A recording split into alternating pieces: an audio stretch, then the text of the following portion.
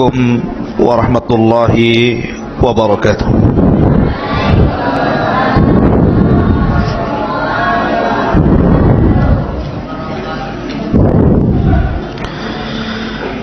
Alhamdulillah wassalatu wassalamu ala Rasulillah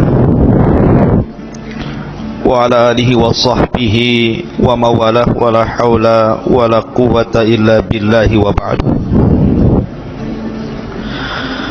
Qala Allah azza wa jalla ya ayyuhalladzina amanu taqullaha haqqa tuqatih wa la tamutunna illa wa antum muslimun amma ba'd.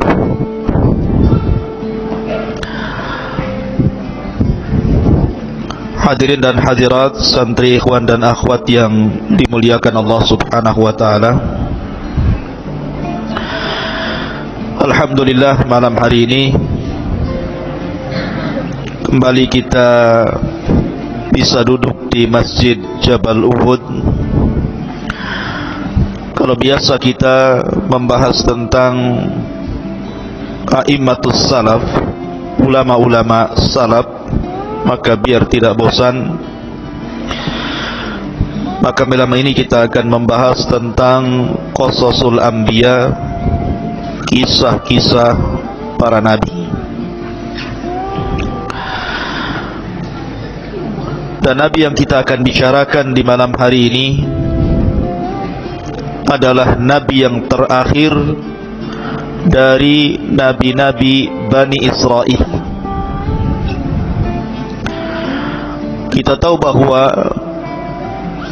setelah diutusnya Ibrahim alaihi salatu wassalam,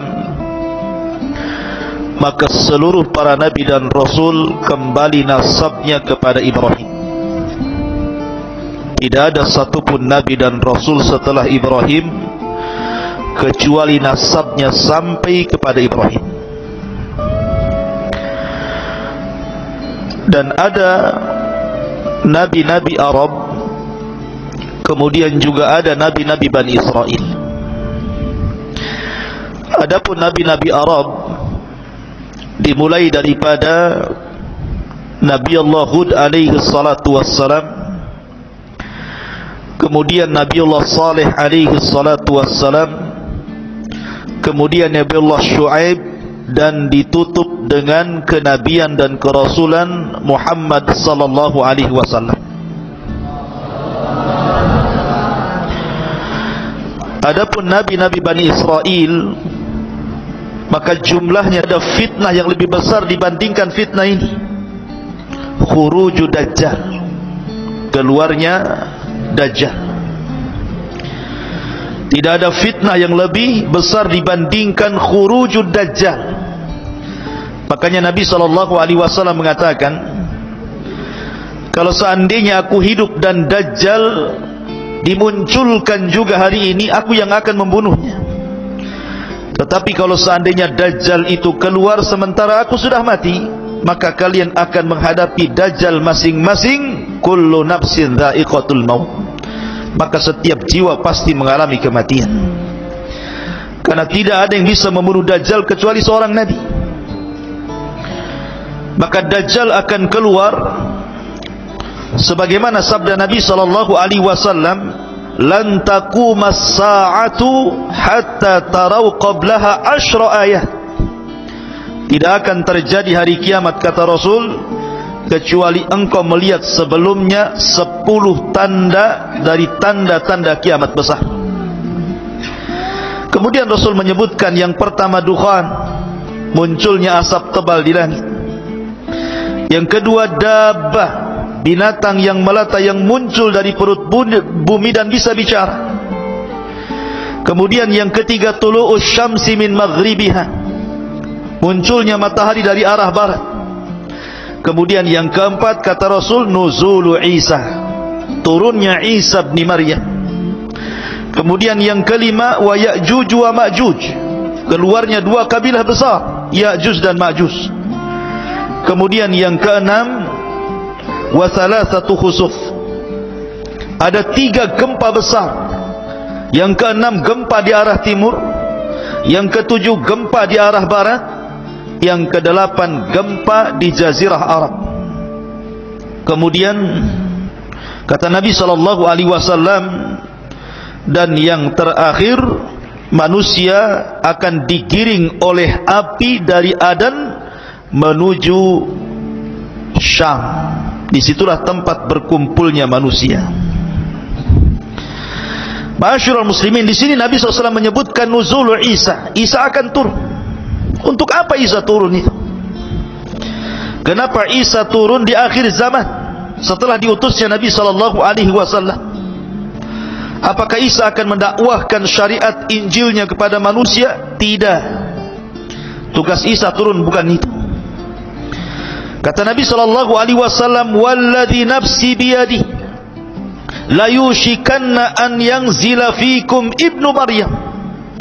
Demi zat yang jiwaku berada di tangannya, hampir-hampir Isa akan turun kepada kalian. Kana hakiman adalan, dia akan menjadi hakim yang adil. Fayaksirus salib, akan mematahkan salib. Wa yaqtulul khinzir, akan membunuh babi. Wa yada'ul jizyata, dan akan mengambil upeti. Kemudian kata Nabi SAW, dan harta akan melimpah, sampai-sampai sujud satu kali jauh lebih baik dibandingkan dunia dan isinya, karena banyaknya manusia yang kaya.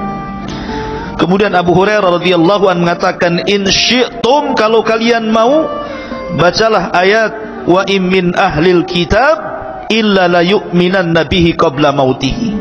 Dan nanti di akhir zaman sebagian besar ahli kitab akan masuk ke dalam Islam berkat dakwah Isa sebelum kematian Isa bin Maryam. Maka Isa ada hubung kait dengan kaum muslimin, karena dia yang akan membantu perang melawan Dajjal. Ketika kaum muslimin dipimpin oleh Muhammad ibn Abdullah atau dikenal dengan Imam Mahdi melawan tentara Dajjal yang diikuti 70.000 orang-orang Yahudi Asfahan lengkap dengan atributnya, tidak sanggup melawan mereka, sehingga Al-Mahdil Muntadhar dengan pasukan kaum muslimin yang sedikit bersembunyi di bukit di Palestina, sampai akhirnya mereka terkepung dengan tentara Dajjal. Akhirnya mereka mengalami kelaparan, sampai-sampai kepala sapi kalau seandainya ada jauh lebih baik dibandingkan dunia dan perhiasannya, saking kelaparannya. Akhirnya mereka mengatakan kepada Al-Mahdi, "Ya Imam, kalau kita tinggal di sini kita akan mati kelaparan. Tapi kalau kita turun, kita akan berperang melawan Dajjal, tentu kita akan dikalahkan. Tapi menurut kami, mati syahid jauh lebih mulia dibandingkan mati kelaparan." Akhirnya kemudian tepat di waktu subuh, mereka sudah mempersiapkan pakaian-pakaian besi mereka, siap turun dari bukit itu melawan tentara Dajjal. Mereka sudah pasrah apapun yang terjadi. Tiba-tiba di waktu setelah azan, langit gelap, tiba-tiba terang. Kemudian Isa turun diapit oleh 2 malaikat. Kemudian turun di tengah-tengah pasukan itu, awalnya di Menara Putih sebelah timur Damaskus. Kemudian menjumpai para tentara yang sedang bersembunyi di bukit, bertepatan dengan salat subuh. Karena Imam Mahdi sudah tahu ciri-cirinya sebagaimana sabda Nabi SAW, maka kaum muslimin tahu itu adalah Isa bin Maryam. Maka Imam Mahdi mengatakan, "Taqaddam ya Ruhallah, silahkan kau jadi imam solat kami wahai Isa bin Maryam." Tapi Isa menolaknya dan mengatakan, "Setiap kaum ada pemimpinnya, engkaulah yang maju jadi imam." Maka Imam Mahdi pun menjadi imam.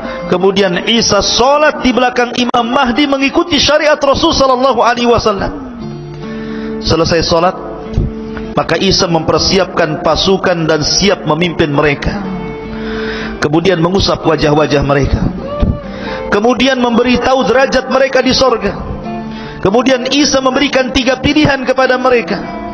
1, kalau kalian mau, kalian tidak usah berperang. Aku akan berdoa kepada Allah, biar Allah mengutus pasukan yang bukan kalian, pasukan itu yang akan mengalahkan Dajjal dan para pengikutnya.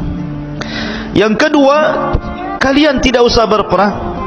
Aku akan berdoa kepada Allah Subhanahu wa taala semoga Allah mengirim azab kepada mereka, sehingga azab inilah yang akan menghancurkan mereka dan kalian tidak akan meninggal, kalian akan selamat.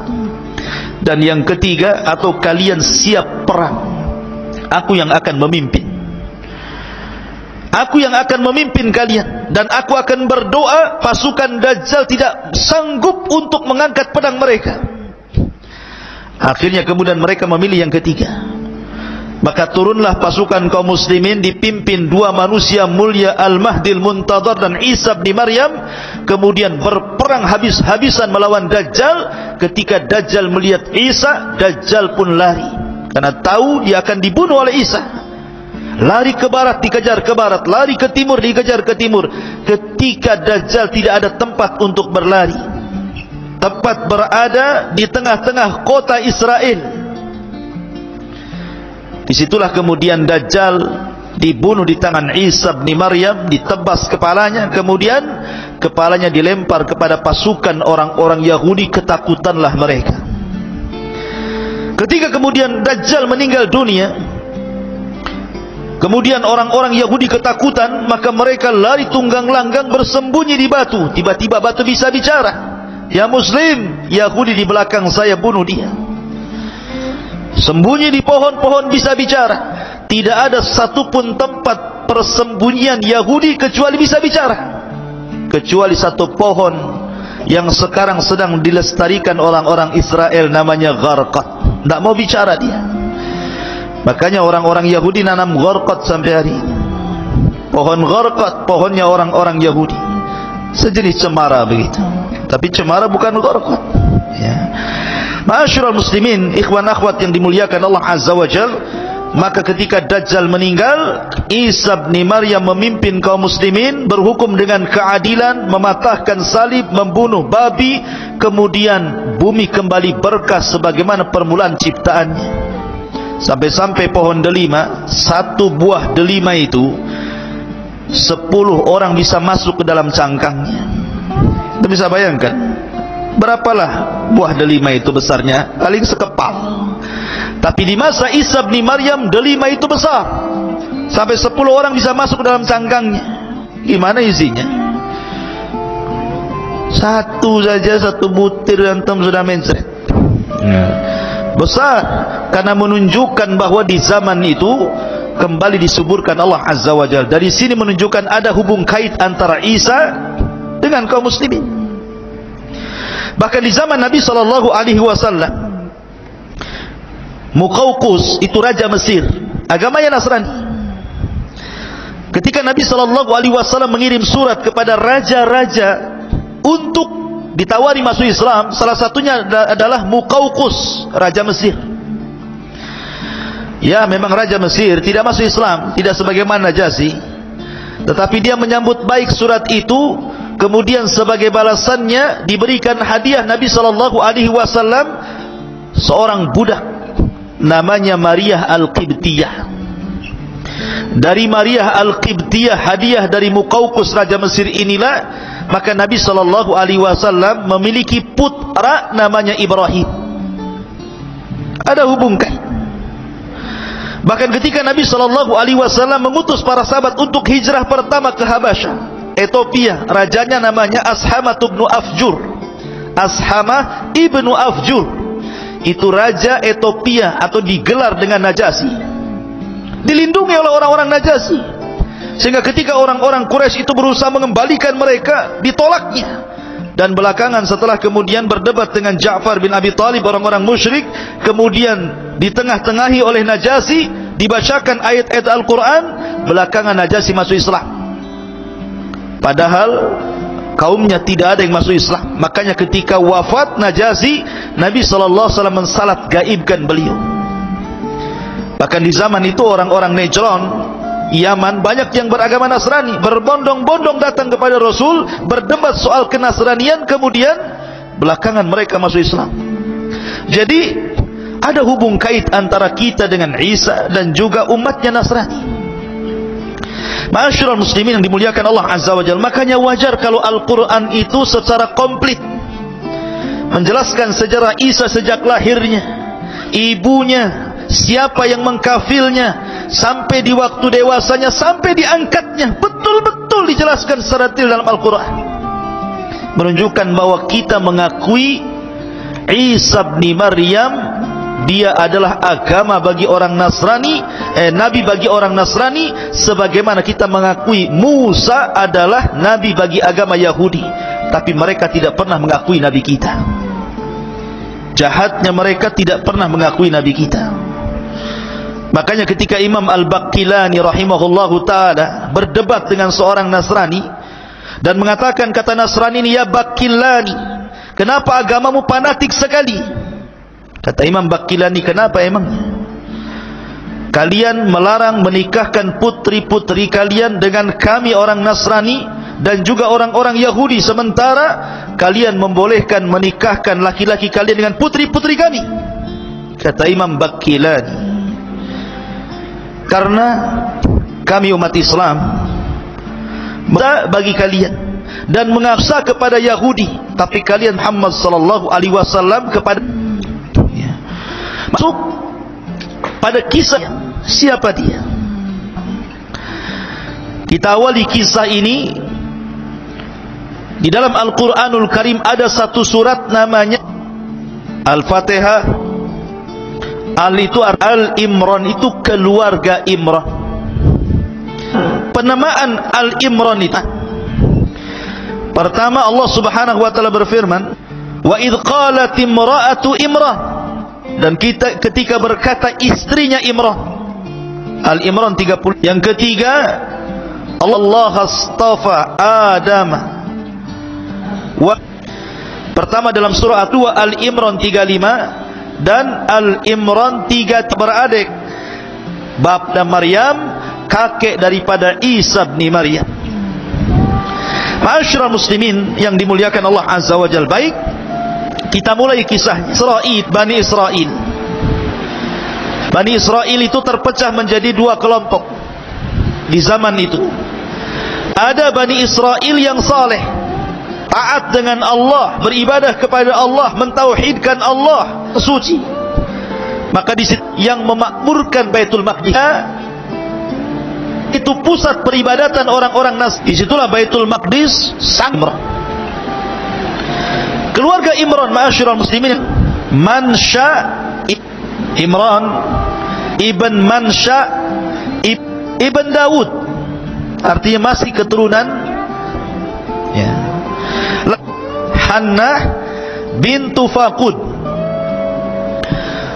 Allah takdir ketika Imran ini dan istrinya berjalan-jalan di padang pasir, kemudian beristirahat di bawah pohon, dia melihat akhirnya kepada Allah Subhanahu wa taala. Di antara nazarnya dia mengatakan sebagaimana, wa idh qalat imra'atu Imran fataqabbal minni innaka antas samiul alim. Dia mengatakan, ya Allah, kata istri Imran Hannah ini, aku bernazar kepadamu, kalau aku punya bayi, aku mengandung laki-laki, maka Baitul Maqdis, dan aku wakafkan dia hidup di Baitul Maqdis. Itulah nazarnya. Tetapi Allah Subhanahu wa taala qalat rabbi inni wada'tuha untha. Tapi ketika melahirkan, karena di saat itu kan enggak ada laki-laki ke perempuan gitu ya. Tapi kalau banci tak ada, laki-laki perempuan saja. Ya. Kok dia bukan salah ketika di perutnya? Ya. Apa namanya, Hannah ini tidak tahu kalau isi perutnya itu bayi laki-laki. Apa alasannya? Satu, karena laki-laki lebih kuat tenaganya dibandingkan perempuan. Yang kedua, melakukan khidmat dibandingkan perempuan, karena perempuan kan ada waktu haidnya. Kemudian yang ketiga, laki-laki itu tidak ada aib, bisa berkumpul dengan siapapun. Sementara perempuan kan tidak, nanti takut digoda, memfitnah dan begitu seterusnya. Kemudian yang keempat, tidak ada tuduhan bagi laki-laki. Kalau perempuan hamil saja dituduh kan begitu. Mana laki-laki hamil, kecuali ada akangnya. Ya. Artinya bahwa bukan kanker, tumor ya. Jadi kenapa Hana ini ingin punya anak laki-laki karena sebab-sebab tadi. Setelah keluar, rupanya bukan anak laki-laki, anak perempuan pula. Makanya kemudian Allah Subhanahu wa taala berfirman di sini, walaysa dzakaru kal untha, dan berbeda laki-laki, tidak sama dengan Samaituha Maryam, dan aku beri nama dia Maryam. Jadi Maryam itu yang memberi nama Allah sendiri. Dan ketika Allah mengatakan walaysa dzakaru kal untha, tidaklah laki-laki sama dengan perempuan, maknanya walaupun tapi dia bisa menjangkau semua laki-laki. Karena Rasul mengatakan kamula minar rijal kathirun, laki-laki sempurna itu banyak, tetapi perempuan yang sempurna itu cuma 4. Pertama, istrinya Fir'aun, Asiyah bintu Muzahim. Yang kedua, ibunda Isa, Maryam bintu Imran. Yang ketiga, Khadijah, istri Nabi sallallahu alaihi wasallam, zaujatun Nabi sallallahu alaihi wasallam. Dan yang keempat, Fatimah bintu Rasulillah. Inilah 4 wanita terbaik dunia. Salah satunya siapa? Salah satunya Maryam. Ya. Karena Maryam ini adalah wanita yang luar biasa. Wa inni sammaituha Maryam wa inni u'idzuha bika wa dzurriyyataha minasyaitonir rajim. Lihat bagaimana Allah janji membuat perlindungan kepada Maryam, dan sesungguhnya saya akan melindungi Maryam dan keturunannya dari setan yang terkutuk. Karena begini ikhwan, Nabi SAW bersabda, ma min mauludin illa syaitanu yamassuhu hina yulad fayastahillu sarikhan min masyati syaitan iyahu illa Maryam wabnaha, kata Rasul. Ketika anak dilahirkan, maka setan pasti akan menusuknya dengan jarinya di lambung kirinya atau kanannya hingga bayi itu menangis. Kenapa? Makanya setiap bayi yang dilahirkan pasti menangis. Itu karena ditusuk lambungnya sama setan itu, tapi tidak membahayakan bayi. Setan menusuk itu ingin ngasih tahu, aku musuhmu mulai hari ini, maksudnya memberitahu permusuhannya. Maka semua bayi termasuk antum ini pernah ditusuk lambungnya sama setan saat lahir. Ya. Makanya ada yang kesetanan juga. Waktu tidur ngantuk. Masyarul muslimin yang dimuliakan Allah Azza wa Jal, kecuali 2 tidak pernah ditusuk setan saat lahirnya. Kata Rasul, illa Maryam wabnaha, kecuali Maryam dan putranya Isa bin Maryam. Allah lindungi dari syaitan. Makanya Allah Subhanahu wa taala mengatakan tadi, wa inni u'idzuha bika wa dzurriyyataha minasyaitonir rajim. Kemudian fataqabbalaha rabbuha biqabulin hasanin wa ambataha nabatan hasanan wa kaffaraha Zakaria. Maka Tuhannya menerima sebagai nazar dengan penerimaan yang baik dan mendidiknya dengan pendidikan yang baik, dan Allah menjadikan Zakaria sebagai pemelihara bagi Maryam bintu Imran. Jadi kisahnya seperti ini. Jadi ketika kemudian nazarnya diterima, lahirlah Maryam bintu Imran. Allah takdirkan saat hamil, Imran meninggal dunia. Artinya ketika Maryam lahir, dia menjadi wanita yatim karena ayahnya meninggal, sementara ibunya sudah tua, tidak sanggup merawatnya. Dan dia sudah bernazar untuk memberikan bayi yang baru lahir ini. Dalam riwayat ketika melahirkan saja langsung dibungkus, kemudian dibawa ke Baitul Maqdis, langsung diserahkan kepada Zakaria. Tetapi orang-orang di Baitul Maqdis, ahli ibadahnya, para ruhbannya tidak terima. Kami juga mau, wahai Zakaria, jangan engkau saja yang memelihara, karena itu anak dari orang suci Imran, keluarga terbaik dan termulia. Akhirnya kata Zakaria, gini saja, saya tidak bisa langsung memiliki bayi ini. Bagaimana kalau kita taruhan? Kumpulkan semua ruhban, semua padri-padri, semua pendeta-pendeta ahli ibadah, kita qur'ah, kita mengundi siapa yang berhak untuk mengkafir anak bayi Maryam ini. Akhirnya semua ubad pada datang dari mana-mana. Bagaimana caranya?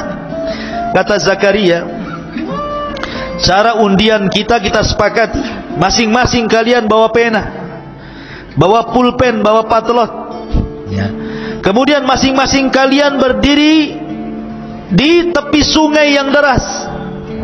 Maka berjejerlah para rahib, para pendeta, para padri, orang-orang ahli ibadah itu berjejer semua di tepian sungai. Kata Zakaria, kalau seandainya kolam kalian dilempar ke sungai itu hanyut, berarti kalian kalah. Tapi kalau pena kalian dilempar justru dia melawan arus, maka kalian menang. Akhirnya semua pena dilempar ke sungai itu, ya hanyutlah. Gimana? Pena dilempar ke sungai hanyut. Ternyata cuma satu yang tidak hanyut, justru dia melawan arus jalannya, penanya Zakaria. Lah ketika itulah maka Zakaria menang undian, maka dia berhak untuk mengkafil Maryam. Maka Zakaria dan istrinya akhirnya pun mengkafil merawat Maryam sedari kecil. Betul-betul diletakkan di atas Baitul Maqdis, ruangan khusus di mihrab, tidak pernah keluar dari situ. Jadi betul-betul dirawat di situ saja sedari kecil sampai kemudian agak besar. Ketika umur 10 tahun ada peristiwa yang aneh. Ketika Zakaria kemudian masuk ke dalam mihrabnya, tiba-tiba kemudian di situ banyak makanan. Setiap hari ketika masuk ke mihrabnya banyak makanan. Makanan ini tidak tahu siapa yang ngantar, tiba-tiba ada saja di situ. Makanya disebutkan dalam Al-Quran, kullama dakhala 'alaiha Zakaria al-mihrab wajada indaha rizqa. Setiap Zakaria masuk ke dalam ruangan tempat ibadahnya Maryam, banyak makanan di situ. Anehnya lagi, makanan yang tidak ada di musim panas ada pula di musim panas. Makanan yang tidak ada di musim dingin ada pula di musim dingin. Artinya makanan yang belum ada musimnya sudah ada pula di situ. Zakaria ini kan juga diuji oleh Allah, sudah lama menikah, istrinya mandul, tidak punya anak. Tapi ketika melihat peristiwa itu, Zakaria berpikir, kalau Allah sanggup mendatangkan makanan di musim dingin ada di musim panas, makanan di musim panas ada di musim dingin, masa Allah tidak bisa memberikan rizki anak kepadaku? Maka dia terus berdoa. Akhirnya istrinya Zakaria pun hamil, lahirlah Yahya ibn Zakaria. Itu nanti kisahnya. Tapi yang jelas bahwa Maryam kemudian tumbuh menjadi wanita ahli ibadah, ruku, sujud, tidak ada hari-hari kecuali beribadah kepada Allah subhanahu wa ta'ala sampai akhirnya Allah subhanahu wa ta'ala menguji Maryam. Betul-betul diuji oleh Allah subhanahu wa ta'ala, di mana Maryam ini ikhwatu fillah muliakan Allah azza wa jalla, ada yang mengatakan ketika usianya belasan tahun, 13 lebih begitu, Maryam ini ingin keluar buang hajat. Memang begitu ya. Jadi ada sebabnya. Kalau Allah menghendaki sesuatu kan, idza aradallahu syai'an ahya asbaba. Kalau Allah menghendaki sesuatu kan Allah harus hidupkan dulu sebabnya tuh. Maryam keluar untuk buang hajat, menjauhi Baitul Maqdis. Tiba-tiba kemudian di tengah jalan dia dihadang oleh laki-laki tampan sekali. Laki-laki yang sangat putih, bersih, tampan, tiba-tiba menghadang Maryam. Allah subhanahu wa ta'ala mengatakan, wadhkur fil kitabi Maryam idin tabadat min ahliha makanan syarqiyah. Ceritakan wahai Muhammad kisah Maryam di dalam Al-Quran ketika dia mengasingkan diri dari keluarganya ke tempat sebelah timur dari Baitul Maqdis. Fattakhadat min duni hijaba fa arsalna ilaiha ruhana fatamatsala laha basharan sawiyya. Lalu dia memasang tabir melindunginya, pakai pakaian yang tebal, tidak kelihatan apapun kecuali matanya. Kata Allah, lalu kami utus ruh kami Jibril, kemudian disuruh untuk tasyakkul, menyerupai manusia yang sempurna, yang paling tampan, tiba-tiba Jibril yang dalam bentuk manusia tampan itu menghadang Maryam. Lihat, Maryam tidak pernah melihat laki-laki di mihrabnya. Sekali diperlihatkan laki-laki tampan sekali. Kalau wanita di zaman sekarang langsung salaman, hai, siapa namanya? Jomblo atau apa gitu. Tapi Maryam wanita suci, dia mengatakan, qala inni a'udzu birrahmani minka in kunta taqiyya. Maryam mengatakan, sungguh aku berlindung kepada Allah, jauhi aku jika engkau orang yang bertakwa. Dia menjaga kesuciannya. Bukan kayak wanita sekarang pegang handphone cari pula pertemanan. Si Alan, si Awam, siapa namanya? Alan pula sebut-sebut. Apain cari-cari teman di Facebook? Kayak beli kecoa dalam karung itu namanya. Ma'asyiral muslimin yang dimuliakan Allah Azza wa Jalla, maka Jibril mengatakan, qa innama ana rasulu rabbik li ahabalaki ghulaman zakiyya. Jibril pun berkata, sesungguhnya aku hanyalah utusan Allah untuk menyampaikan anugerah kepadamu wahai Maryam, seorang anak laki-laki yang kelak akan disucikan Allah. Subhanallah.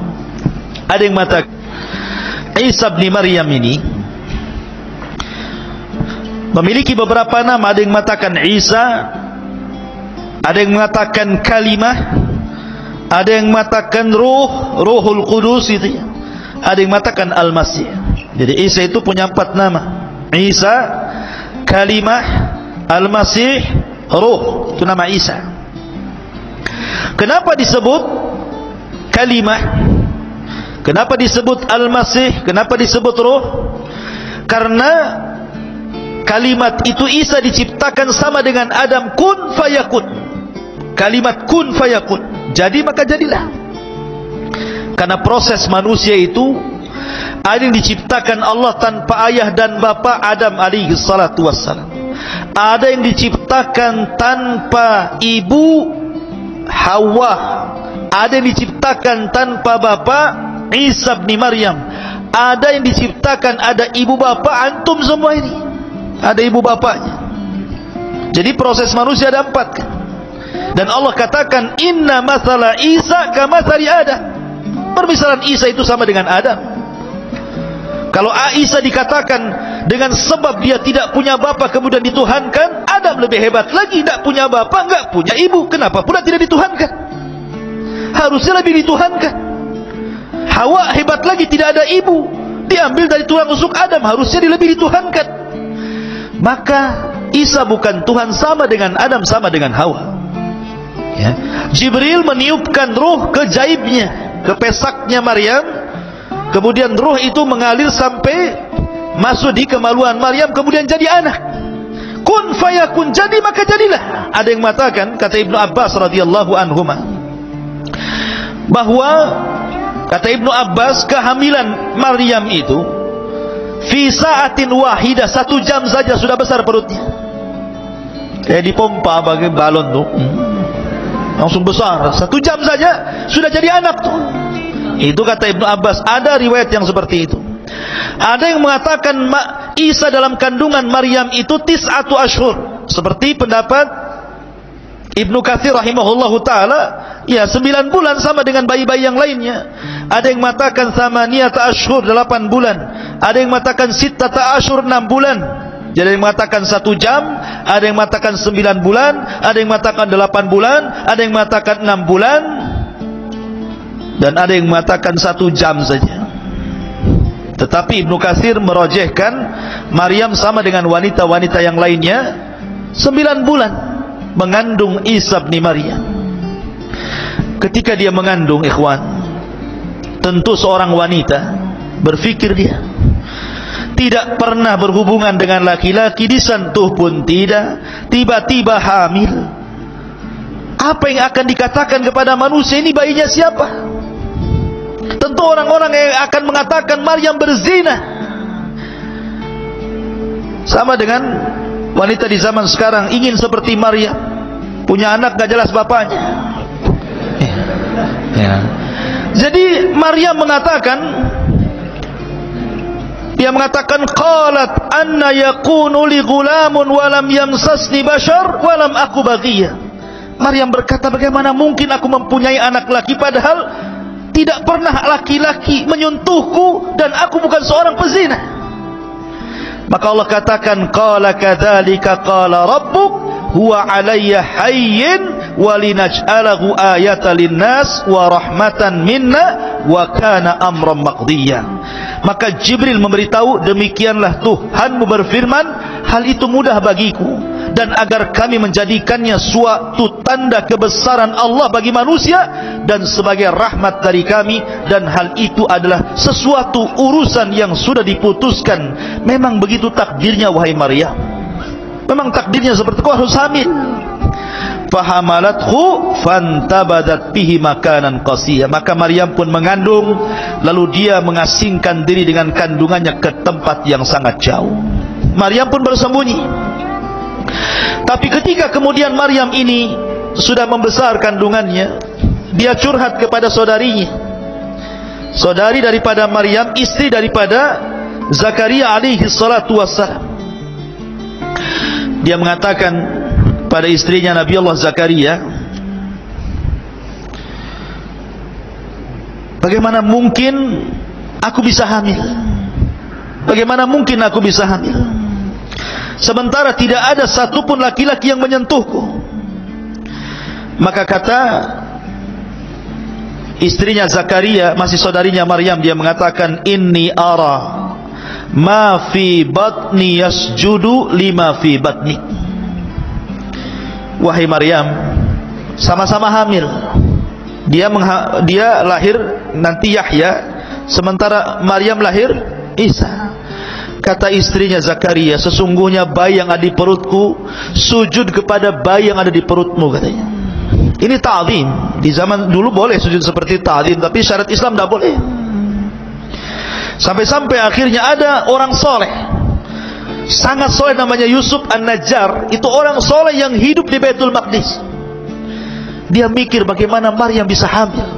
Dia takut kalau orang-orang kemudian menuduh Maryam dengan tuduhan macam-macam, sementara Maryam sudah dikenal wanita suci kala itu. Akhirnya kemudian kata Yusuf An-Najjar berdialog dengan siapa? Dengan Maryam. Kemudian mengatakan kepada Maryam bintu Imran rahimahullahu ta'ala, ya Maryam, inni sa'iluki an amrin fala ta'tajili alayya. Wahai Maryam, saya ingin bertanya kepadamu tentang perkara, sebuah urusan, jangan tergesa-gesa jawabnya. Fala ta'tajili alayya, jangan tergesa-gesa jawabannya. Qalat, kata Maryam, apa itu? Kata Yusuf An-Najjar, hal yakunu qad syajaratun min ghairi hab. Maryam, adakah ceritanya pohon tumbuh bukan dari bijinya, tahu-tahu tumbuh saja? Wa hal yakunu zar'un min ghairi badrin, apakah ada semacam padi atau yang lainnya tiba-tiba tumbuh tanpa biji? Wa hal yakunu waladun min ghairi ab, ataukah ada seseorang anak lahir tanpa bapak? Maryam paham dengan pertanyaan itu. Tapi Maryam cerdas dan mengatakan, adapun perkataanmu, apakah mungkin pohon tumbuh tanpa ada biji dulu, ataupun mungkin padi-padian tiba-tiba tumbuh tanpa ada benih? Maka Maryam mengatakan, bagaimana dahulu ketika Allah menciptakan pohon, apakah juga dari biji? Tentu tidak, kun fayakun.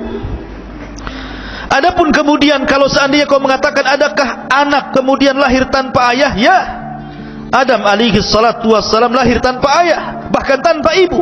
Hawa lahir tanpa ibu. Kalau seandainya aku mengandung tanpa ayah, ini keajaiban dunia, apa salahnya? Dari sini kemudian Yusuf An-Najjar mempercayai apa kata-kata Maryam ini, kemudian berusaha untuk menutupi dari orang-orang dan menasihati agar Maryam saat kelahiran keluar dari Baitul Maqdis jangan ada yang tahu. Subhanallah, ketika kandungan sudah membesar, tentu orang akan malu. Seorang wanita pasti malu. Padahal Maryam itu wanita suci, pasti akan dituduh juga, apalagi wanita di zaman sekarang kan. Makanya kemudian Maryam pun berusaha untuk keluar dari Baitul Maqdis, kemudian mengarah ke Bethlehem atau Baitul Lahmin. Di situ telah tempat kelahiran Isa bin Maryam. Di tengah-tengah kebun kurma. Di tengah-tengah kebun kurma, di waktu yang sangat-sangat panas sekali. Ya. Jadi Isa itu lahir di musim panas, bukan di musim dingin. Karena tidak ada kurma itu musimnya musim dingin. Rata-rata kurma itu di musim panas. Tapi kalau kita melihat umpamanya ulang tahun Nasrani saat ini, kemudian di film-filmkan dengan film seperti Santa Claus atau apa kan, biasanya cenderung pakai jaket, pakai apa, kemudian ski di salju-salju kan itu ya. Tidak ada. Isa itu dalam Islam, kita tidak menyiwa agama mereka, tapi kita menjelaskan secara agama kita Islam bahwa Isa lahir di musim panas, bukan di musim dingin. Karena di musim panas itu kurma musim. Ya. Makanya di sini perhatikan dalam Al-Qur'anul Karim mengatakan, ketika kemudian Maryam pun fahamalathu fantabadat bihi makanan qasiyya. Maryam pun mengandung lalu dia mengasingkan diri dari kandungannya ke tempat yang jauh. Kemudian faja'ahal mahadu ila jid'in nakhlati qalat ya laitani muttu qabla hadha wa kuntu nasyan mansiya. Kemudian rasa sakit akan melahirkan memaksanya bersandar pada pangkal pokok kurma. Maryam pun berkata, wahai, betapa baiknya aku mati sebelum ini, dan aku menjadi seorang yang tidak pernah diperhatikan dan dilupakan manusia. Malu dia di sanjung-sanjung Bani Israel, wanita suci, tiba-tiba kemudian hamil tanpa bapak. Makanya banyak orang yang kemudian ini, hati-hati ya, banyak di majalah-majalah, di YouTube, di berita-berita itu, akibat kemudian hamil di luar nikah karena enggak sabar dengan ujian itu, ambil pula lah racun baygon, minum dia, nyamuk saja mati, kalian juga mati. Ada yang ambil tali, ditariknya tambang, diikatnya di lehernya. Jadi Maryam itulah hati perempuan. Makanya jangan coba-coba. Maryam saja yang jelas-jelas tidak berzina, dia mengatakan lebih mati saja kan itu, daripada tuduhan orang. Apa kata manusia, apa kata orang. Fanadaha min tahtiha alla tahzani qad ja'ala rabbika tahtaki sariyya. Maka Jibril berseru kepadanya dari tempat yang rendah, janganlah engkau bersedih hati wahai Maryam, sesungguhnya Tuhanmu telah menjadikan anak sungai di bawahmu. Allah sudah mempersiapkan kelahirannya. Ada sungai kecil di bawahnya, kemudian bersandar di pohon kurma. Pohon itu pula lagi berbuah, rutobnya lagi ranum-ranumnya. Kemudian wahazzi ilaik bijid'in nakhlati tusaqit alaiki rataban janiyya. Wahai Maryam, goyangkanlah pohon kurma itu ke arah. Niscaya pohon itu akan menggugurkan buah kurma yang masak kepadamu. Fakuli washrabi wa qarri ainan fa imma tarayinna minal bashari ahadan fakuli inni nadartu lirrahmani sauman fala ukallimal yawma insiya. Makanlah Maryam, minumlah Maryam, bersenang hatilah wahai Maryam. Jika engkau melihat seseorang, maka katakanlah, sesungguhnya aku telah bernazar berpuasa untuk Tuhan yang Maha Pengasih, maka aku tidak akan bicara dengan siapapun pada hari ini. Lahirlah Isa bin Maryam, dimudahkan kelahirannya, tidak ada bidannya, lahir sendiri begitu. Ya. Kalau wanita sekarang sibuk cari bidan, saat sibuk ke rumah sakit dikontrol, enggak, Allah mudahkan semuanya, enggak ada bidannya, lahir begitu saja. Tapi jangan kemudian dicoba-coba. Saya ingin kayak Maryam lahirnya lah, sendiri saja. Gimana caranya? Siapa yang nari? Masyarul muslimin yang dimuliakan Allah Azza wa Jalla, harus ada bidannya, minimalnya dukun lahir, biar ada yang ngopeni bayinya. Masyarul muslimin yang dimuliakan Allah, iwan akhwat yang dimuliakan Allah Azza wa Jalla. Kemudian setelah Maryam melihat Isa putranya, kemudian tumbuhlah rasa sayang seorang ibu kepada anaknya, tapi dia bingung, dia masih di kebun kurma masalahnya. Ini kalau saya pulang ke Baitul Maqdis, apa kata manusia? Tapi bagaimanapun itu bukan tempat dia di situ, tidak mungkin dia hidup di pohon kurma, di kebun-kebun kurma, tetap dia harus balik ke Baitul Maqdis. Fa'atat bihi qaumaha tahmiluhu qalu ya Maryam laqad ji'ti syai'an fariya. Maryam pun kemudian kembali ke Baitul Maqdis. Kemudian orang-orang pun mengatakan sesuatu. Kemudian dia Maryam membawa bayi itu kepada kaumnya dengan menggendongnya. Mereka kaumnya berkata, wahai Maryam, sungguh engkau telah membawa sesuatu yang sangat keji. Bayi siapa itu? Hampir-hampir mereka melempari Maryam, kemudian merajamnya.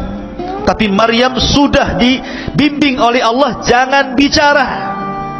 Datang, gendong bayi, kalau ditanya itu bayi siapa, jangan bicara. Isyaratkan saja telunjukmu ke bayi itu, biar dia yang menjawabnya. Biar dia yang menjawabnya. Jadi setiap, Maryam, itu bayi siapa? Nggak bisa jawab, kan nggak boleh bicara. Ya. Jadi isyaratkan aja ke bayinya. Maka kemudian apa yang terjadi? Fa asyarat ilaihi, maka Maryam menunjuk kepada anaknya. Mereka mengatakan, kaifa nukallimu man kana fil mahdi sabiyya. Hei Maryam, kau punya akal enggak? Kami akan bicara dengan anak kecil yang masih dalam ayunan, macam mana caranya? Tiba-tiba ketika kemudian mereka memaksa Maryam untuk bicara, tapi Maryam tetap mengisyaratkan ke bayinya untuk menjawab. Mereka mengatakan, enggak mungkin kan bicara dengan bayi. Tiba-tiba bayi itu bisa bicara. Mari sudah jelaskan 4 bayi yang bisa bicara kan? Salah satunya Isa bin Maryam. Tiba-tiba bayi itu dengan fasihnya mengatakan, qala inni Abdullah ataniyal kitaba wa ja'alani nabiyya. Kata Isa yang masih bayi, masih digendong, masih baru berapa hari itu, mengatakan, sungguh aku hamba Allah, dia memberiku Injil dan dia menjadikan aku seorang nabi. Terperanjat manusia. Mak, bayi bisa bicara nih. Ngomongnya hamba Allah dan saya seorang nabi pula gitu. Wa ja'alani mubarakan aynama kun wa awsani bis salati waz zakati ma dumtu hayya. Dan dia menjadikan aku seorang yang diberkahi di mana saja aku berada, dan dia memerintahkan aku untuk melaksanakan salat, zakat selama aku hidup. Wa barram bi walidati wa lam yaj'alni jabbaran syaqiyya. Dan berbakti kepada ibuku, dan dia tidak menjadikan aku seorang yang sombong lagi celaka. Wassalamu alayya yauma wulidtu wa yauma amutu wa yauma ub'atsu hayya. Dan kesejahteraan semoga dilimpahkan kepadaku pada hari kelahiranku, pada hari diwafatkanku, dan pada hari aku dibangkitkan kelak oleh Allah Azza wa Jal. Dzalika Isa bin Maryam qaulul haq alladzi fihi yamtarun. Itulah Isa bin Maryam mengatakan perkataan yang benar yang mereka ragukan kebenarannya. Kagetlah orang-orang, Isa itu kok bisa bicara. Dari sinilah kemudian orang-orang yang baik-baik ini kan karena bicara dengan orang-orang baik masalahnya, yang ada di Baitul Maqdis, bukan orang-orang jahat. Kalau ketahuan orang Yahudi sudah dibunuh Isa sejak kecil. Makanya kemudian mereka pun berusaha untuk menyembunyikan Maryam dan putranya. Disuruh hijrah ke Mesir. Hijrah ke Mesir. Kemudian setelah hijrah ke Mesir, ketika usia Isa itu sudah 13 tahun, balik lagi ke Baitul Maqdis. Dan orang-orang pun sudah melupakan kisah dulu, karena sudah 13 tahun masalahnya. Disinilah Allah subhanahu wa ta'ala tampakkan kepada Isa bin Maryam banyak mukjizat yang disaksikan manusia sedari kecil sampai diangkatnya menjadi Nabi dan Rasul. Jadi suatu ketika, jadi kelahirannya saja sudah mukjizat sebenarnya. Jadi Isa itu sendiri mukjizat dalam perut Maryam, lahirnya juga mukjizat. Ya. Jadi suatu ketika namanya anak-anak, kemudian main-main sama anak-anak, layaknya antum main-main sama kawan-kawan antum. Kemudian Isa pun menebak, di kulkas rumahmu itu pasti banyak buah-buahan. 1 ada nangka, 2 ada durian, 3 ada ini, 4, 5 ikan asin juga ada di situ, umpamanya. Ditebak-tebak gitu kan. Jadi anak ini pulang, betul pula di rumahnya ada makanan yang disebutkan Isa. Yang ini juga sama, pulang ke rumah kok betul gitu kan. maka orang-orang menyangka Isa itu membawa sihir. Tetapi itu bukan sihir, itu mukjizat dari Allah Subhanahu wa taala. Terkadang Isa ini main-main, ambil tanah, kemudian dikual-kual, dibuat kepala burung, sayap burung, kemudian kaki burung, ditutup, hidup burung itu terbang juga. Bayangkan, bangga hebat itu. Main-main anak kecil, ya, ambil buah burung, ditiup, tahu-tahu terbang burung itu, kan luar biasa. Ini mukjizat. Ya. Coba kalau antum ambil tanah, buat burung, ditiup 1000 kali, tetap saja ya tanah ya tanah. Ya, yang ada kemudian burungnya bawa pete, karena habis makan pete ditiup-tiup terus. Jadi intinya bahwa Isa dari kecil sudah ditampakkan itu. Sampai-sampai akhirnya ada orang sakit buta, sini, diusap sembuh dia. Ya, ada penyakit kulit, penyakit kurap gitu ya kan, diusap sembuh dia penyakitnya, abrosnya sembuh. Jadi Isa bisa mengobati. Sampai akhirnya ada kasus, ada orang meninggal, kemudian orang mengatakan carilah Isa, kasih tahu siapa pembunuhnya, hidupkan dia lagi katanya. Akhirnya dia datang, diusap, karena izin Allah hidup. Siapa yang bunuh kau? Si Anu. Oh, itu sudah. Sampai ada raja yang baru meninggal, pembesar yang baru meninggal, jenazahnya lewat di antara Nabi Isa, dan orang mengatakan, ya Isa, hidupkan ini raja kami. Akhirnya Isa berdoa kepada Allah, dihidupkan kembali karena izin Allah. Karena memang setiap mukjizat seorang nabi itu akan disamakan dengan kebiasaan kaumnya. Contoh Musa, kebiasaan kaumnya itu suka belajar ilmu sihir. Jadi madrasah sihir di zaman Nabi Musa itu luar biasa. Madrasah Harry Potter atau apa itu, tukang-tukang sihir itu. Ya, jadi ada madrasahnya, ada sekolahnya itu. Makanya kemudian Allah berikan kepada Musa mukjizat yang sama dengan mereka, tapi bukan sihir, lebih hebat dibandingkan tukang-tukang sihir. Nah, di zaman Isa itu juga sama. Itu dunia perobatan luar biasa. Banyak ditemukan obat-obatan herbal-herbal yang bisa mengobati yang dulunya penyakit luar biasa, dianggap penyakit biasa, akan ditemukan obat-obatannya. Maka Isa harus lebih daripada kemampuan perobatan kaumnya. Bukan hanya bisa mengobati orang buta penyakit kulit, tapi bisa menghidupkan orang mati karena izin Allah Subhanahu wa taala. Itu kan bukan perobatan, itu mukjizat namanya.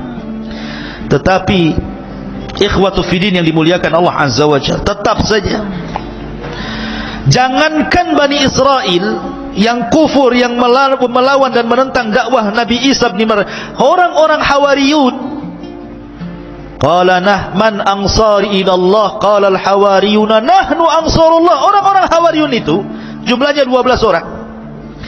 Itu para sahabat Isa yang khullas, betul-betul orang pilihan Isa bin Maryam.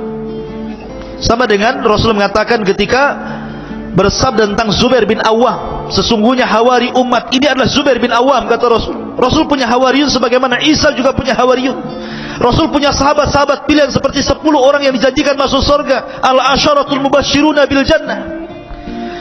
Jadi orang-orang hawariyun ini, ketika Isa bin Maryam diangkat menjadi nabi dan Rasul, kemudian mendakwai orang-orang dan banyak yang kemudian mengikuti Isa, maka orang-orang Hawariyun menyaksikan bagaimana mukjizat tampak di hadapan mereka. Tapi masih juga kemudian mereka terkadang minta yang aneh-aneh kepada Isa.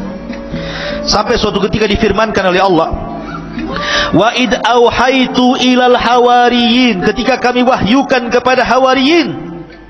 Di sini an aminu bi wa bi rasuli, untuk beriman denganku dan dengan Rasulku. Qalu amanna washhad bi anna muslimun, kami beriman, saksikan ya Allah kami termasuk orang-orang yang berserah diri. Di sini dimulainya, idz qala al hawariyun ya Isa ibn Maryam hal yastati'u rabbuka an yanzila alaina ma'idatan minas sama, atau yunzila alaina ma'idatan minas sama, qala ittaqullah in kuntum minal mu'minin. Mereka mengatakan, ya Isa, apakah engkau bisa menyuruh Rabbmu untuk menurunkan kepada kami makanan dari langit? Ini yang ngomong Hawariyun, orang-orang pilihan Isa, bukan orang-orang luar. orang-orang yang ahli ibadah, orang yang taat kepada Allah, dan orang yang sangat dekat dengan Isa. Mereka mulai bicara seperti umat sebelumnya, Bani Israel yang di zaman Nabi Musa yang suka degil itu. Mulai lagi dia muncul degilnya itu. Dia mengatakan, ya Isa, kami bukan tidak beriman kepadamu, tapi biar tenanglah hati kami. Kalau coba sekali-kali kau turunkanlah makanan itu, minta kepada Tuhanmu biar makanan itu dari langit saja turun. Sekali-kali kita pengen makan dari langit, bukan dari warung. Ya. Akhirnya kemudian qalu nuridu an na'kula minha, kami ingin makan darinya. Wa natma'innu qulubuna, agar kami tenang hatinya. Sampai kepada Isa kemudian mengatakan, qala Isa ibn Maryam, Allahumma Rabbuna anzil alaina ma'idatan minas sama nakunu lana idan li awwalina wa akhirina. Dalam riwayat Isa mengatakan, baik, tapi syaratnya kalian harus puasa 30 hari. Berpuasalah 30 hari mereka. Setelah puasa mereka lapar. Ya Isa, tolonglah datangkan makanan dari langit, kami sudah lapar ini. Maka Isa pun berdoa, ya Allah, turunkan kepada kami makanan dari langit, dan kami akan jadikan itu id bagi yang awal-awal dan akhir. Ini yang pertama dan terakhir, kata Isa. Warzuq wa anta khairur razikin, berikan rezeki kepada kami dan engkau sebaik-baik pemberi rezeki. Tapi apa kata Allah? Baik, inni munazziluha alaikum, saya akan turunkan makan itu untuk kalian. Faman yakfur ba'du minkum fa inni u'adzibuhu adzaban la yu'adzibuhu ahadan minal alamin.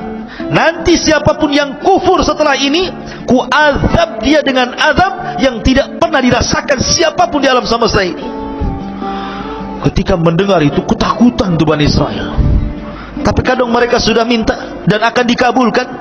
Ternyata kalau mereka sampai kufur setelah kejadian ini, setelah mereka makan makanan itu, akhirnya mereka dapat ancaman azab. Ketika betul-betul turun itu, banyak sekali itu makanan itu, cukup untuk Bani Israel itu makan banyak sekali macam-macam makanan.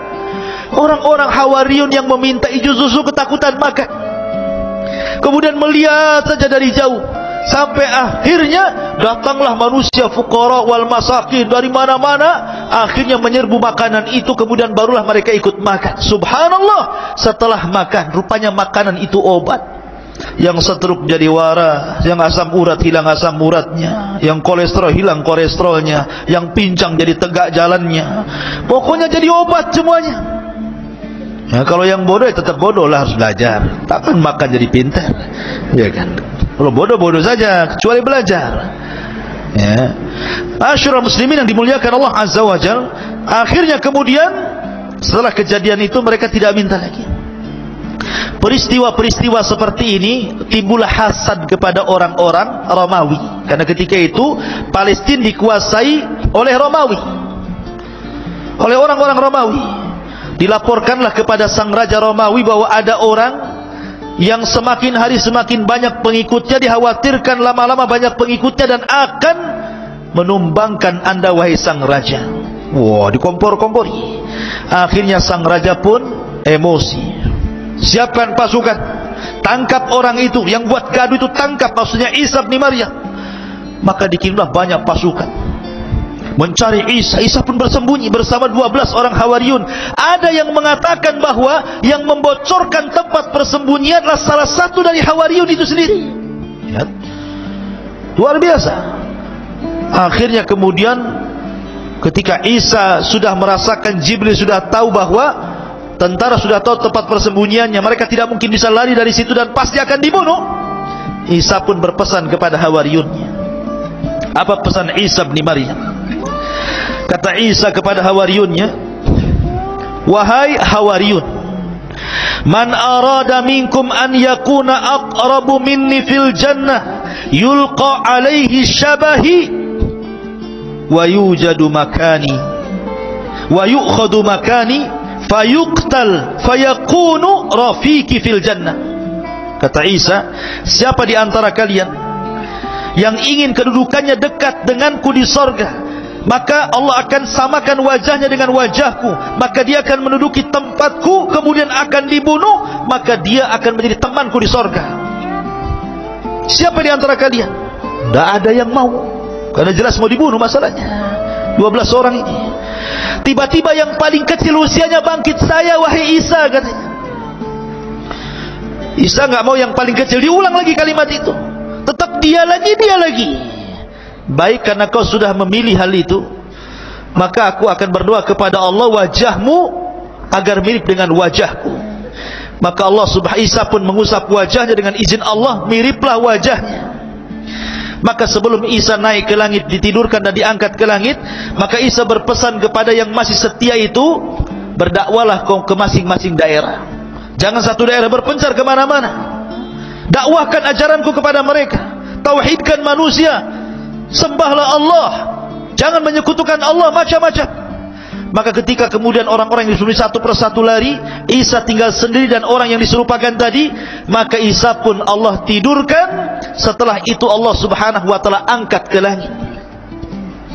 Lah ketika Isa diangkat ke langit, maka pasukan datang menangkap orang yang diserupai itu. Kemudian diarak, kemudian disalib, kemudian dibunuh. Kemudian orang-orang Yahudi mengatakan, qatalna Isa ibn Maryam, kami sudah membunuh Isa ibn Maryam. Maka Allah bantah, wa ma qataluhu wa ma sallabuhu walakin syubbiha lahu bal rafa'ahu Allahu ila sama, kata Allah. Isa tidak dibunuh, Isa tidak disalib, bahkan Isa diserupakan, bahkan Isa diangkat ke langit.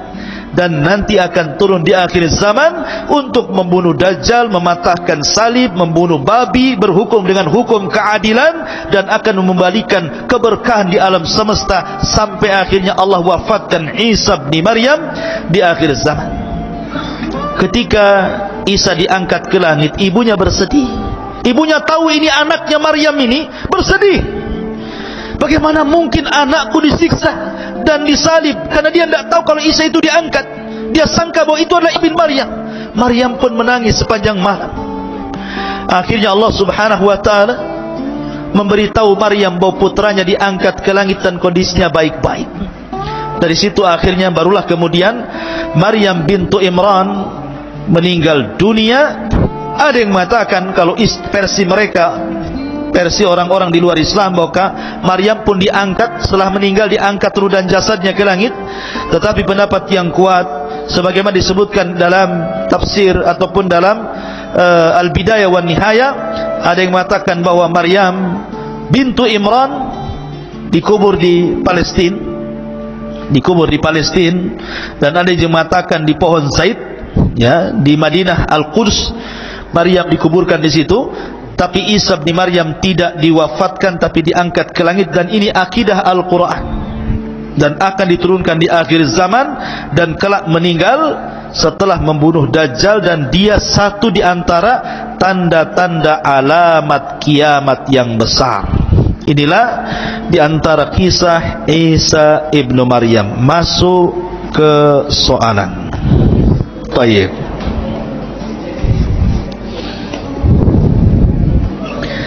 Apa ini?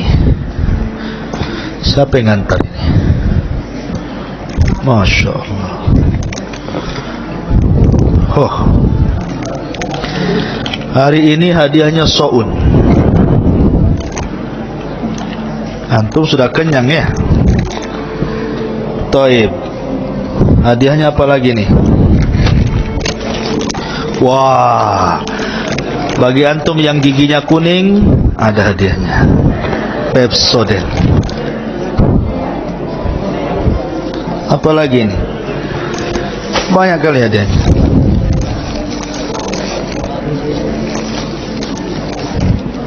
Oh, apa ini? Biskuat, bukan biskuit. Biskuat 6 keping. Nih. Taib. Pertanyaan pertama, bagi ikhwan dulu, sebelah kanan. Taib. Di dalam Al-Quran Allah menyebut 2 kata Imran. Siapa 2 Imran itu? Hah? Kok gak semangat? Mana yang paling semangat tuh? Yang paling semangat tuh? Berdiri, jangan lihat buku.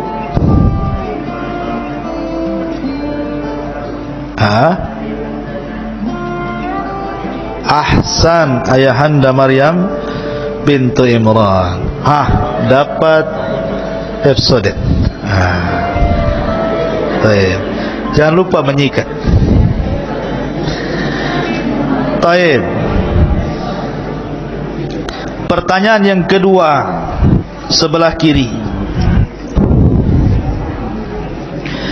Ada hubung kait antara orang Isa dan umatnya Nasrani dengan kita kaum muslimin. Contohkan hubung kait mereka dengan kita. Contohkan satu saja. Apa alaqahnya hubung kait mereka dengan kita? Kan tadi sudah di muqaddimah saya ceritakan. Salah satu bentuk hubung kaitnya, hubungannya. Sebelah kanan. Sebelah kanan. Semuanya. Akhwat, silakan jawab.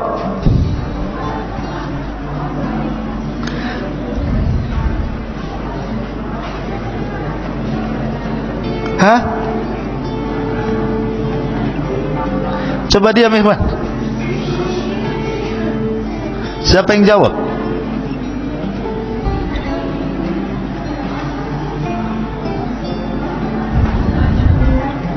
Berarti antum ngantuk di muqaddimah, tak dengar? Halo? Agak keras ngomongnya.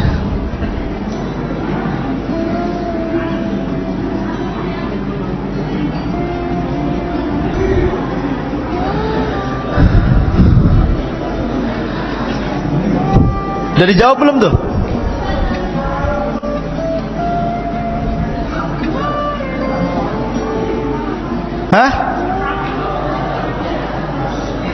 Coba dia. Akhwat agak keras sedikit. Ulangi soalnya. Hubung kait antara Isa dan umatnya Nasrani dengan kita kaum muslimin. Sudah jelaskan di muqaddimah.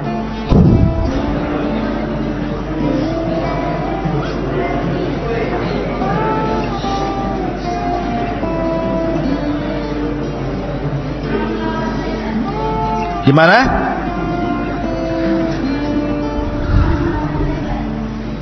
Ngomong apa? Perang lawan Dajjal. Ahsan. Perang melawan Dajjal. Dapat momogi. Momogi. Baik. Ikhwan, tadi kan dilempar ke akhwat. Dua bayi saat kelahirannya tidak disentuh setan.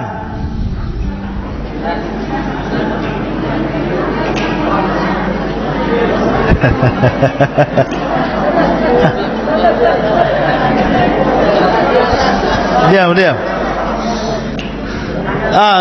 Ujung paling belakang tuh. Apa? Maryam sama Isa. Ahsan, sini. Dapat makan malam antum. Saud.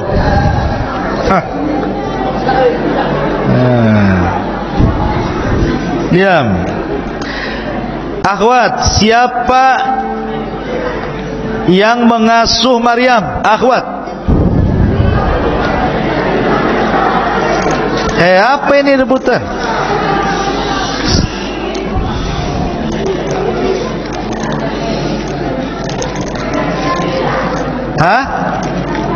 Zakaria. Ahsan. Dapat momogi. Pertanyaan kedua, akhwat.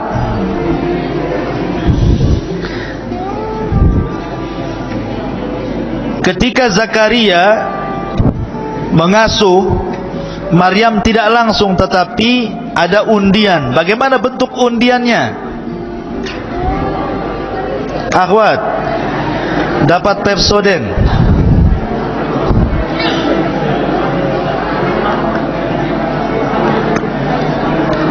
Diam ikhwan, diam, tolong diam. Ini musyrifnya mana nih? Tolong dijaga nih. Kok ribut nih ikhwan?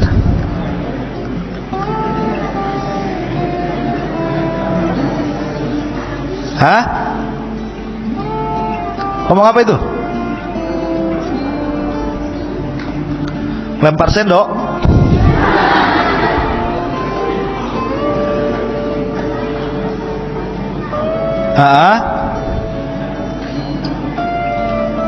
Lempar apa? Pelempar pena, ahsan. Terus penanya hanyut. Penanya melawan arah, ahsan. Dapat Pepsodent, mencegah gigi berlubang. Ikhwan, Malkis. Dapat Malkis ikhwan. Taib. Isa bin Maryam itu punya 4 nama. Sebutkan 4 nama itu. Antum cepat. Jangan lihat, cepat.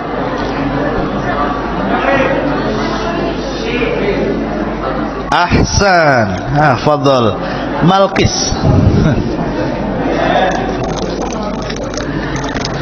Gemes.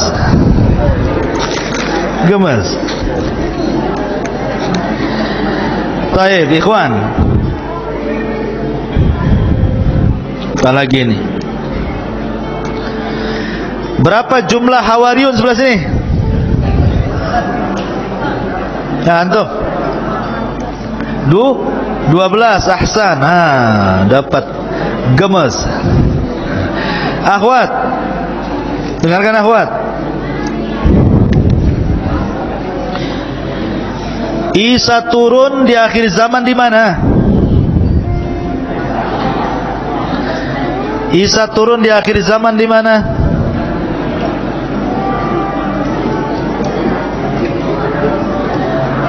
Diam.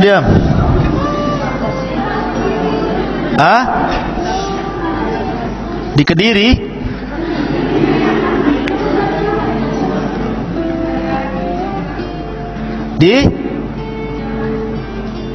Ngomong apa?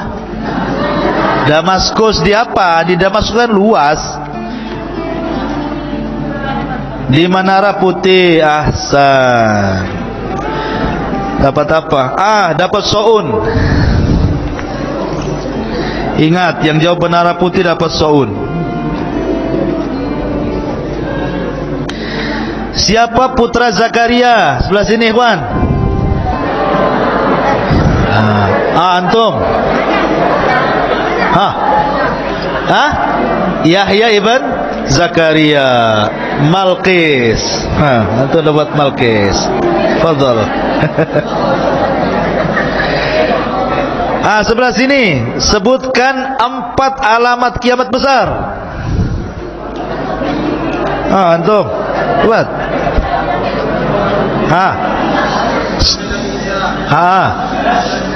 Ayo. Ahsan, dapat Soun. Sini. Lumayan antum. Bisa buat makan malam. Fadhal. Akhwat lagi. Dengarkan.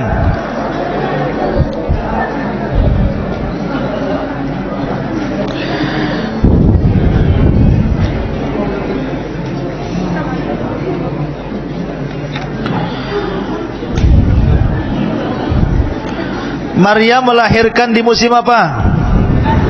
Akhwat. Apalah antum? Akhwat. Diam. Di musim duren, di musim nangka, atau di musim buah?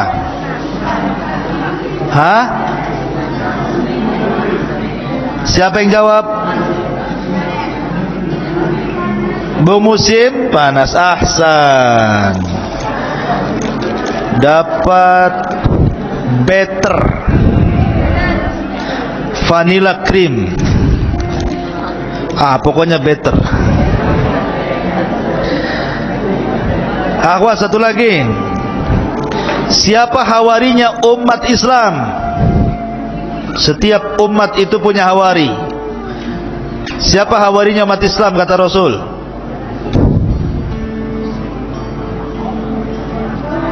Hah? Siapa? Halo?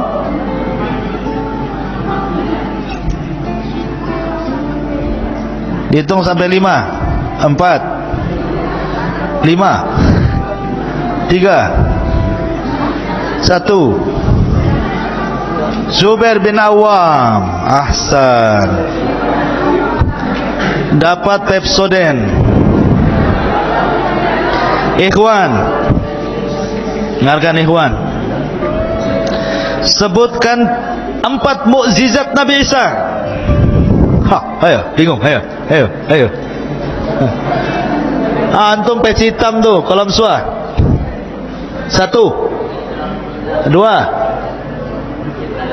3. Hah? Apa?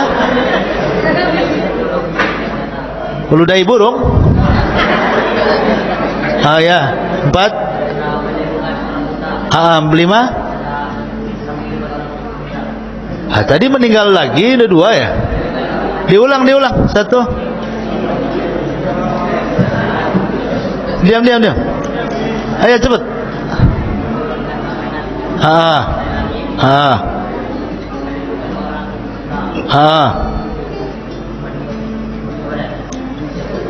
Meniup apa? Ada izin Allah. Terus bisa ngomong dari bayi. Ahsan. Sini. Filau. Wayak. Baik. Sekarang ikhwan lagi.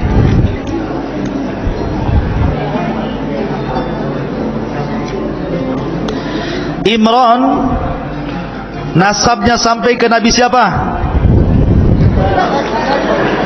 Antum kecil nih, ayo sebut naik. Nabi Sulaiman saja. Sulaiman bin siapa? Sulaiman bin Daud. Ahsan. Antum Daud Pepsodent. Ambil. Akhwat,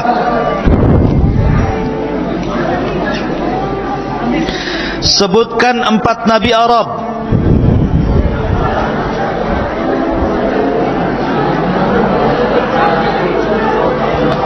Diam.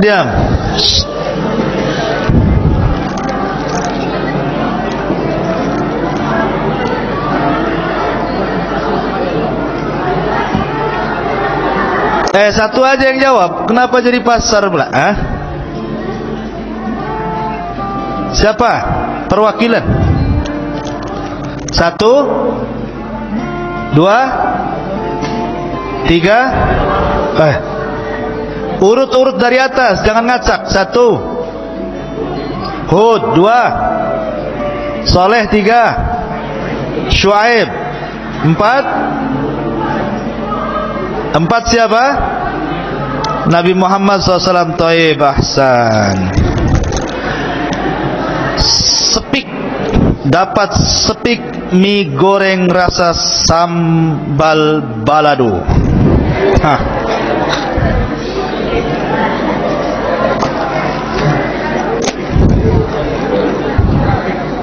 Taib. Akhwat lagi. Perhatikan akhwat.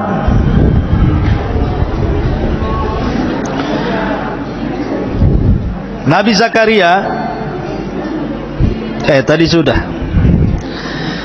Siapa orang soleh, namanya orang soleh, yang menghibur Maryam saat hamil, kemudian membawa ke Mesir? Siapa namanya?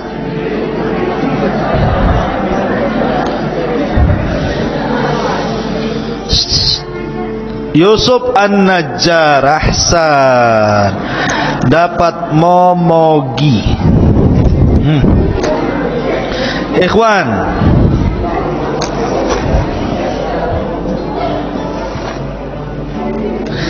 taib. Bagi ikhwan, 1 pertanyaan.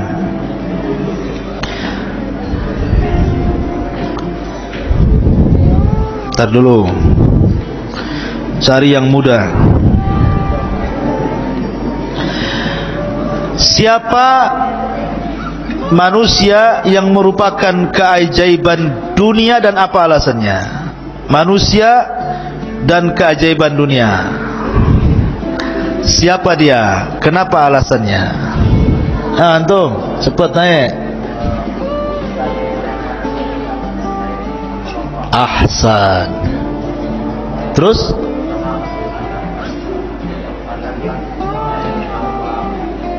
Ahsanta.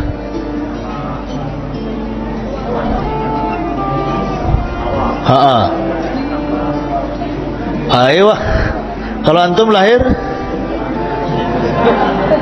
ada ayah, ada ibu. Ahsan, masya Allah. Filau antum dapat. Masih ada. Ini masih banyak.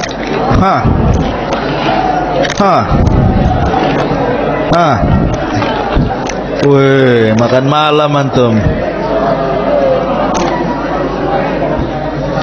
Tuh 2, 3, 4, 5, 6, 7. Tenang.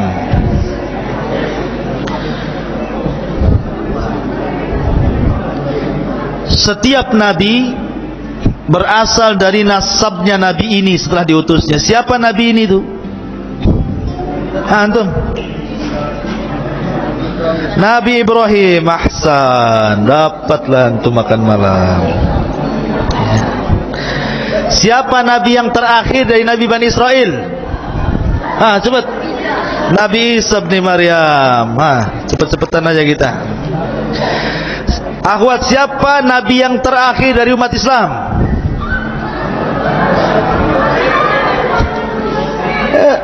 Ayo, cepat. Nabi Muhammad sallallahu alaihi wasallam. Ahsan. Ya.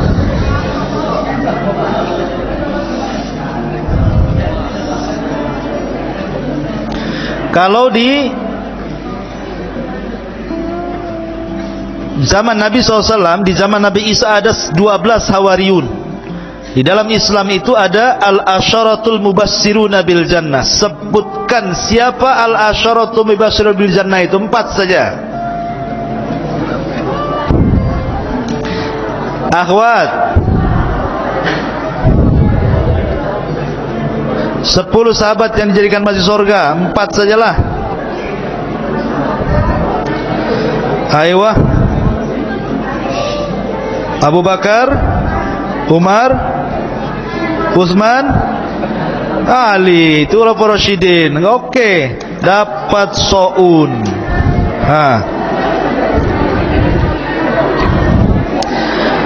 Siapa nama ikhwan? Nama Raja Ethiopia. Namanya siapa namanya? Ayo. Antum. Ashamah? Abjur. Ahsan. Betul. Ibn Abjur. Jangan ragu-ragu, jawab saja. Siapa raja yang ngasih hadiah Maria Kiptia namanya? Muqawqus. Ahsan. Nih, dapat saun. Terakhir, dari Maria Kiptia lahir siapa? Anak Rasul. Antum. Cepat. Ibrahim. Ahsan. Taib. Berakhirnya dengan Ibrahim, kita dengan kafaratul majlis. Subhanakallah bihamdika, asyhadu an la ilaha illa anta, astaghfiruka wa atubu ilaik. Ikhwan jangan keluar dulu, biar akhwat keluar dulu. Ya.